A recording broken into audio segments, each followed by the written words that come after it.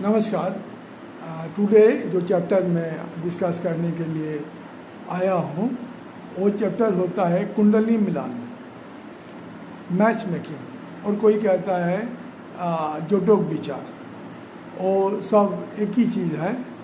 तो इसका डिस्कशन लेने से पहले जो हम लोग फेस करता है, तो जो नेटिव है वो उसका अपना पास में जो नॉलेज है, और कंप्यूटर में जो नॉलेज है, और जो एस्ट्रोलॉजर का पास में वो जाता है तो उसको मैच मेकिंग का पॉइंट निकलता है।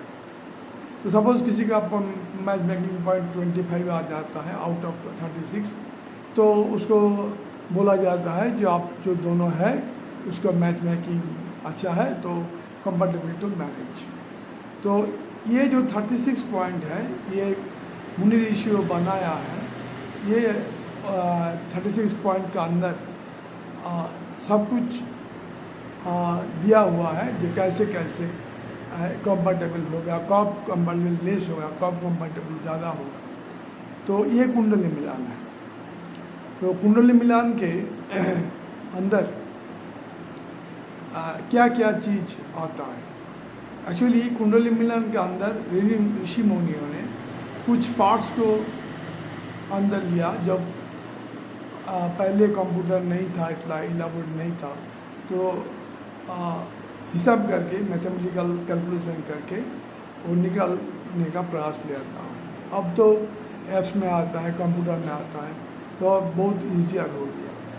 तो ये मैच मेकिंग जो दो काबुल आया है, फीमेल और मेल, जो शादी करने जाएगा, मे बी लव मैरिज और अरेंज मैरिज, तो उसका कॉन्फिडेंस पैदा होने के लिए वो एस्ट्रोलॉजर के पास और कोई पर्सन के पास आता है जो विज्ञ होता है, जो पंडित होता है, जो बोलता है देख लीजिए मेरा डेट ऑफ बर्थ यही है, प्लेस ऑफ बर्थ यही है, टाइम ऑफ बर्थ यही है, और मेरा स्पाउस को डेट ऑफ बर्थ यही है, टाइम ऑफ बर्थ यही है, और प्लेस ऑफ बर्थ यही है, बोल दीजिए ये हम लोग कंपैटिबल है कि नहीं। तो वो मैचिंग जो ऐप्स है वर्तमान में जो यूज़ होता है, सो मेनी ऐप्स है, तो उसमें उसको फिट करने के बाद वो पता देता।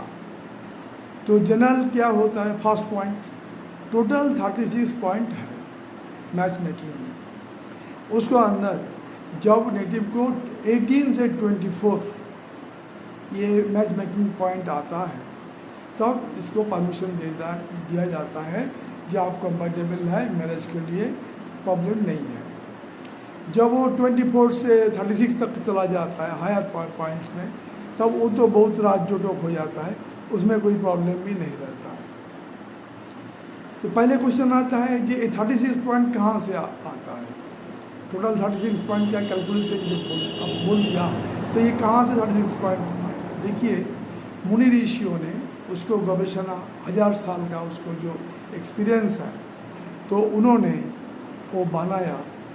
उसमें अब हम लोग सॉफ्टवेयर में ट्रांसफ़र करके उसको लेता हूँ। तो उनका जो एक्सपीरियंस है वो देखता है, पहले जो है नाड़ी है, उसके बाद कौन है, बोखोट है, उसके बाद कौन है, उसके बाद गृहमैत्री है, उसके बाद गौन है, उसके बाद गण के बाद वैश्य है, वैश्य के बाद उसका बाद जो वर्ण है। So all of this in the path chart में इसको मिलता है। मुनि ऋषियों ने इसको बनाया है, यूनिक थिंग। अब जब कंप्यूटर एज में हम लोग आ गया, ये कंसाइज हो गया, ये 1 मिनट 2 मिनट मैक्सिमम 4 मिनट में पता हो जाता है। तो 36 पॉइंट का पहले मैं डिवीज़न कर देता हूँ, कौन ब्रांच से कितना नंबर आता है, उसके बाद कौन ब्रांच का डिफेक्ट क्या रिजल्ट देता है, and ultimately you what to do for the next generation। देखिए ये ऑस्ट्रोकूट को पॉइंट 36, इसके ऑस्ट्रोकूट कहता है, 8 भाग है, तो ऑस्ट्रो 8, इसका टोटल पॉइंट्स कितना है 36। कहाँ से आता है देख लीजिए, पहले नाड़ी से 8 पॉइंट, नाड़ी से कितना पॉइंट 8 पॉइंट, उसके बाद बोकोट, बोकोट से कितना पॉइंट 7 पॉइंट, बोकोट कितना पॉइंट देता है 7 पॉइंट, गौन से कितना पॉइंट आता है 6 पॉइंट, ग्रहोमैत्री से कितना पॉइंट आता है 5 पॉइंट्स। उसके बाद जोनी से कितना पॉइंट आता है 4 पॉइंट्स। उसके बाद तारा से आता है 3 पॉइंट्स। उसके बाद वैश्य से आता है 2 पॉइंट्स। उसके बाद वर्णों से आता है 1 पॉइंट। जब संपूर्ण करेगा 8 + 7 + 6 + 5 + 4 + 3 + 2 + 1 = 36। ये 36 होता है ऑस्ट्रोपुट टोटल पॉइंट्स। जब मैरिज कंपैटिबिलिटी होगा तो 18 से 26 होने से काम चलेगा, अच्छा से वो सक्सेसफुल मैरिज लाइफ लीड कर सकता है। जब 24 से 36 हुआ, मैं ऑलरेडी डिस्कस किया है, उसमें उसको लाइफ का जो कंपैटिबिलिटी, जो कंजंक्शन बहुत अच्छा होता है। ओके, ना जो पॉइंट आता है नाड़ी को तो 8 पॉइंट लिया। नाड़ी क्या चीज़ है? नाड़ी जो हमारा जो बात चार्ट है, कुष्ठी जिसको बोला जाता है, तो उसमें लिखा रहता है प्राक नाड़ी, मध्य नाड़ी, अंत नाड़ी, वो लिखा रहता है। तो ये नाड़ी का जो है, नाड़ी में क्या मिलता है, मुनि ऋषियों ने प्रेडिक्ट किया है। इसमें नाड़ी के साथ हेल्थ, रिप्रोडक्टिव सिस्टम का बहुत गहराई जोगाजोग है। ये रिप्रोडक्टिव सिस्टम जो है, जनन अंग जो होता है, वो बहुत इसका साथ जुड़ा हुआ है। वो जो नेटिव है उसको हेल्थ कैसे चलेगा इन नियर फ्यूचर, एंड उसको जो परवर्ती जनरेशन आएगा, संतान आएगा, पुत्र आएगा, पुत्री आएगा, जो आता है, तो उसको हेल्थ, मेंटलिटी कैसे रहेगा, वो नाड़ी से पता होता है। तो ये क्या कहा जाता है कि नाड़ी एक नहीं होना चाहिए। आप प्रैक्टिकल एप्लीकेशन में देख लीजिए, जब मुनि ऋषियों ने बोला ये सेम गोत्रों में शादी मत दीजिए, अब होता है, बट मुनि ऋषियों ने पॉइंट किया है, वो कैसे इसको पॉइंट किया है, इसका अंदर बहुत गहराई ही में छुपा हुआ है। ये जीन में सिमेटिक आ जाता है। जब ये हमारा जो कल्चर है, इसमें क्लोज रिलेटिव के साथ शादी हम लोग इंटरेस्ट नहीं दिखाता। क्यों ना? इसमें नाड़ी एक होने का बहुत चांस है, ठीक है। तो इसीलिए कुछ संप्रदाय में ब्रदर सिस्टर में भी शादी होता है, बट हमारा जो सिस्टम है इसमें इट इज अलाउड नहीं है। तो दोनों का नाड़ी एक होने का बहुत संभावना होती है। उसमें वो जो नेटिव दो सफ़र करेगा, उसको जो जनरेशन आएगा उसमें भी और ज़्यादा सफ़र करेगा। इसीलिए नाड़ी को सबसे ऊपर रखा गया है ये 8 पॉइंट से। उसके बाद आता है ब्रोकट। ब्रोकट टोटल 12 जो हाउस है उसको हिसाब से ये रिलेटिव ब्रोकट पॉइंट 7 आता है। मैं इसको कॉन्साइजली बोलने का ट्राई करता हूँ।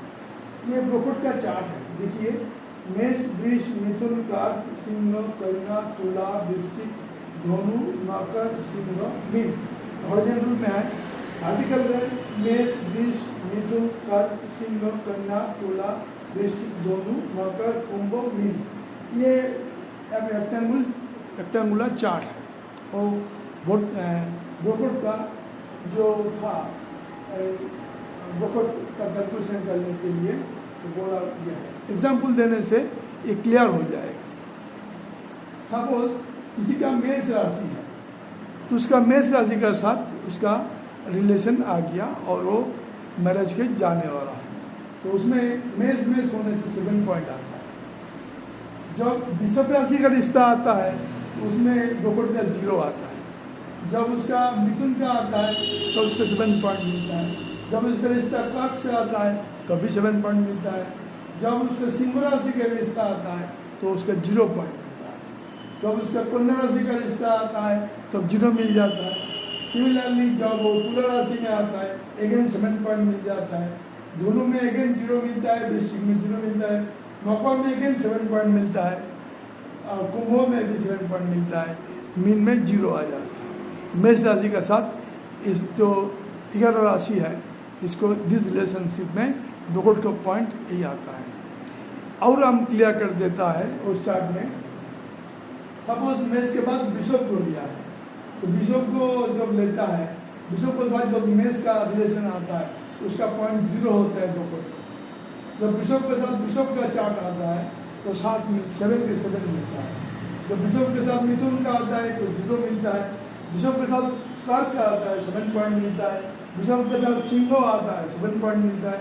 बिशप के साथ कन्या आता है तो 0 पॉइंट मिलता है। बिशप के साथ तुला आता है तो 0 पॉइंट मिलता है। वृश्चिक का साथ आता है तो 7 में 7 पॉइंट मिलता है। धनु का साथ आता है तो 0 मिलता है।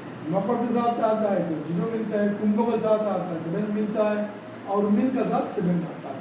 तो दोनों राशि को मैं एग्जाम्पल के तरफ टोटल 12 राशि चार्ट में दिया हुआ है। अगेन हम टेकिंग रैंडम राशि लेता हूँ। सपोज मीन राशि को लिया है तो मीन का जो है उसका साथ जो कोई रिश्ता मेष का आता है तो उसमें 0 पॉइंट आता है। जब उसका वृषभ का रिश्ता आता है मीन के साथ 7 पॉइंट मिलता है। मिथुन का आता है 7 पॉइंट मिलता है। कर्क का आता है तो 0 पॉइंट मिलता है। सिंह का रिश्ता आता है तो 0 पॉइंट मिलता है। कन्या का आता है तो 7 पॉइंट मिलता है। तुला का आता है तो 0 पॉइंट मिलता है। वृश्चिक को आता है तो 0 पॉइंट मिलता है। धनु का आता है तो भी 0 मिलता है। मकर का आता है तो भी 0 मिलता है। कुंभ का भी 0 आता है एंड मीन का साथ मीन का 7 पॉइंट मिलता है।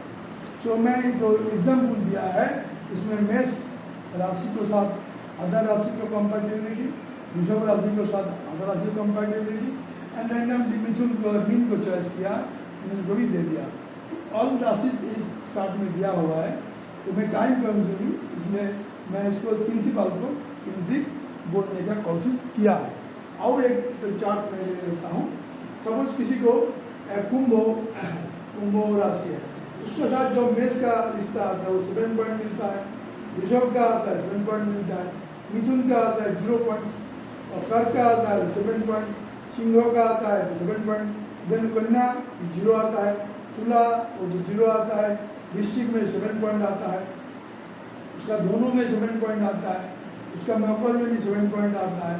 कुंभ में 7 पॉइंट आता है। उसका मीन में 0 पॉइंट आता है। तो इसलिए ब्रोकट का जो पॉइंट ये चार्ट से ब्रोकट का जो चार्ट बना हुआ है उसमें मिल जाता है। मैं यहाँ पर भी उसको दे दिया। ये ब्रोकट का ब्रोकट का गुरुत्व क्या है? ये ब्रोकट का जो गुरुत्व होता है ये होता है टोटल 12 पॉइंट्स इसमें मिल जाता। तो इसके बॉडी का जो विभिन्न डिफरेंट सिस्टम है, इम्यूनिटी पावर है, ये ब्रोकट से मिल जाता है। सो ब्रोकट is one of the next नाड़ी के बाद सेकंड इम्पॉर्टेंट चीज़ जहाँ से हिसाब होता है। तो मैं और गहराई से नहीं जाऊँगा, सो मेनी पॉइंट्स है। उसके बाद आता है गन। ये बहुत फेमिलियर पॉइंट्स है। वो नेटिव आके पूछता है मेरा देवगन है, वो तो चार्ट आया वो देवारी गन है, उसके साथ मेरा शादी नहीं होगा, वो कभी खुद भी बोल देता है। तो इसका मीनिंग क्या है?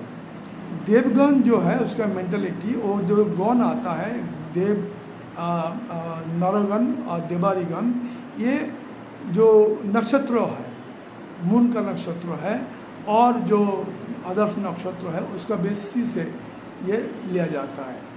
तो नक्षत्रों का पार्ट्स भाग है। कुछ नक्षत्र बहुत स्ट्रांग है, कुछ अलग है, इसमें आता है।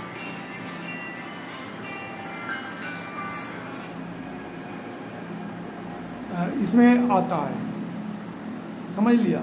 तो मेष में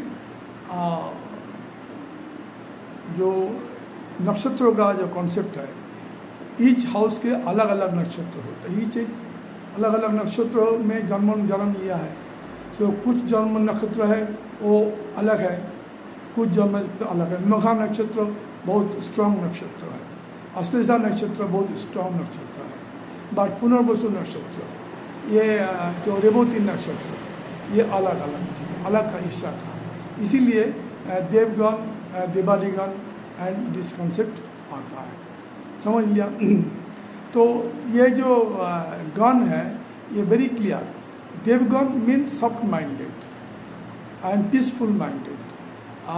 नरगण मीन्स जिसका दोनों हिस्सा है, जिसका दोनों हिस्सा रहता है, वो होता है वो पीस भी चाहता है, उन्नति भी चाहता है, वो एम्बिशियस भी होता है वो पीसफुल में रहने भी चाहता है, ये होता है नौरागन, ये मनुष्यगण भी कहता है। और जो थर्ड पॉइंट होता है वो होता है क्या, थर्ड पॉइंट में जो आता है वो देवारीगण, उसको राक्षसगण भी कहता है। इसको बहुत एम्बिशियस है, इस हार्ड स्ट्रगल करने का लिए मन इसका खुद रह जाता है। इसको जितना भी एम्बिशियस मन में रहता है वो उतना वो स्ट्रगल करता है लाइफ में, and to get upstair and upstair, ये अपस्टेयर जाने के लिए श्रेष्ठ अवस्था में आने के लिए उसको मन में यही सब आ रहता है। तो इसका पीसफुल माइंड का जो चिंता है, ये फैमिली का जो चिंता इसमें लेस रहता है। तो इसमें क्या बोला जाता है, एक ही गण होने से अच्छा होता है, नौरागन के साथ नौरागन, देवगण के साथ देवगण एंड देवारीगण के साथ देवारीगण, देन कंपैटिबल हो जाता है। ठीक है, तब जब नौरागन के साथ देवगण है तब भी उसको माना जाता है, बट देव के साथ जब राक्षस होता है तब वो माना नहीं जाता है। तो ये होता है गण। इसके बाद जो आता है जोनी, जोनी is a parts, private parts, जोनी, ये भी सेक्सुअल पार्ट्स भी कहा जाता है। तो ये जोनी का कंसेप्ट है, डिफरेंट जो मानव है, ये मनुष्य जाति है, उसको मनुष्य का डिफरेंट टाइप्स ऑफ जोनी लेके वो जन्म लिया है। तो कुछ जोनी अपोजिट है, एनिमी है, तो उस जोनी में शादी नहीं देने से अच्छा होता है। किसी का बिड़ाल जोनी होता है, कैट्स जोनी, और किसी का डॉग कुकुर जोनी होता है। तो कुकुर बिड़ाल तो कोई मिलता नहीं, तो इसका पीसफुल लाइफ नहीं होगा।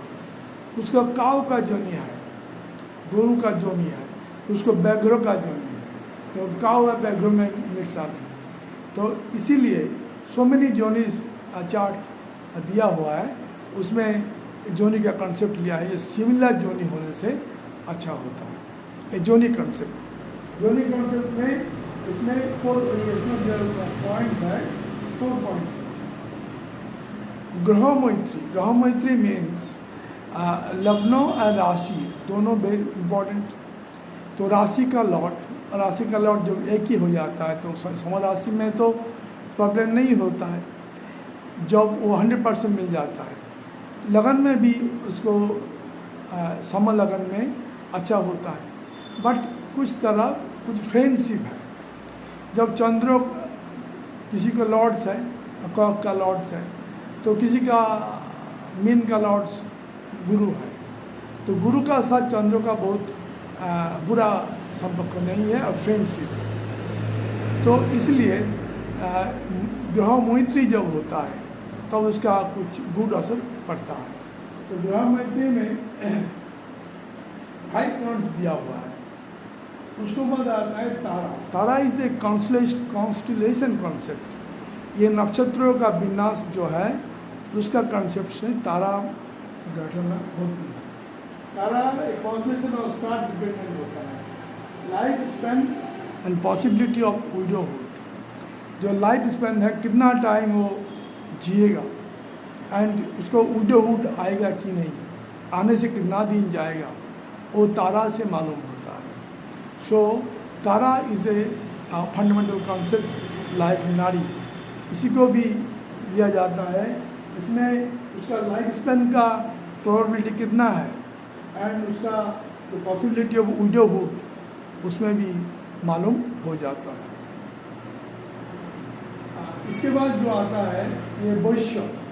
वैश्य क्या है? वैश्य ये होते हैं इंडिविजुअल कैरेक्टरिस्टिक्स, मन का अलग अलग जो रूप वो होता है वैश्य। 2 पार्टनर आ गया, कपल आ गया, आइदर फॉर लव मैरिज और फॉर अरेंज मैरिज।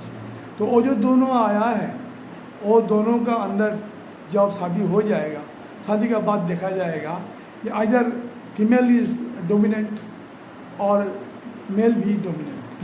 किसी प्यार में मेल डोमिनेंट होता है, किसी प्यार में फीमेल डोमिनेंट होता है। ये हिसाब आता है वैश्यों से। ये वैश्यों का इंडिविजुअल कैरेक्टरिस्टिक हिसाब है, इसीलिए वैश्यों में 2 पॉइंट्स दिया गया है।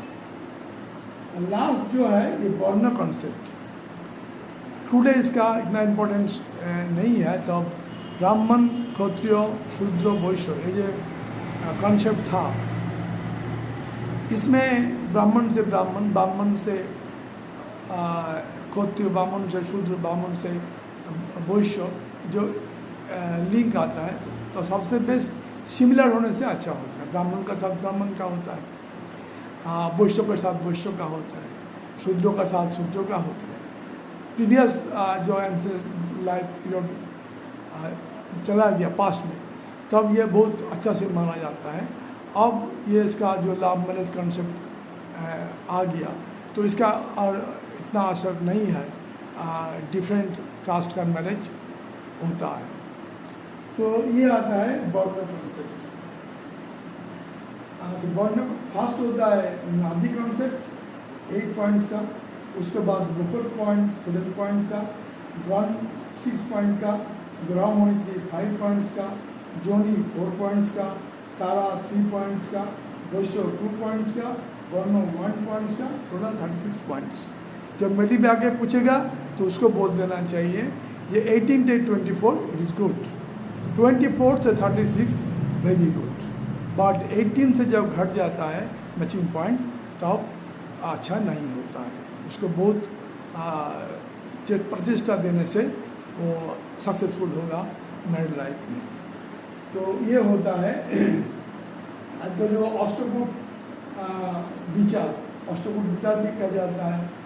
इसके अंदर कुंडली मिलान भी आता है और जो जोटक विचार, जोटक विचार में एक टर्म बोलता है राज जोटक। राज जोटक कब होता है? जो राशि का राशि मिल जाता है, राशि का साथ फ्रेंड्स राशि होता है। सप्तम में जो राशि बैठता है, तृतीय में जो राशि बैठता है, पंचम में जो राशि बैठता है, इसमें राज जोटक होता है। तो ये बहुत प्रचलित होता है। जस्ट 36 पॉइंट का डिवीज़न कैसे आया, ये बहुत नेटिव के पास क्लियर नहीं है, इसीलिए मैं इसको अलग करके दिया हूँ। अब